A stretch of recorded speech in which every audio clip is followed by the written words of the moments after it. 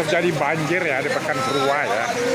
Akibat tanggul yang berada di tepi Sungai Tamiang itu jebol, sehingga terjadi banjir di Pekanbaruai, Kecamatan Seruai, Kabupaten Aceh Tamiang.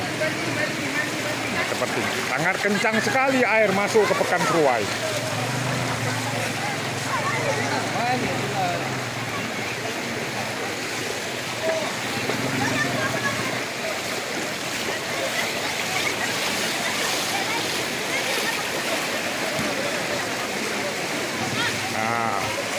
Kencang sekali ya.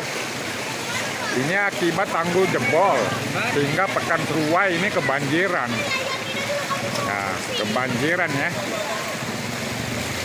Pekanbaruai pun jadi kebanjiran ya.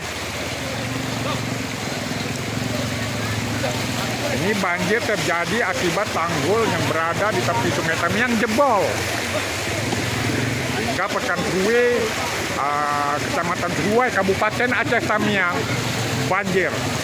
Sangat kencang sekali air yang masuk ke Pekanbaruai. Seperti ini.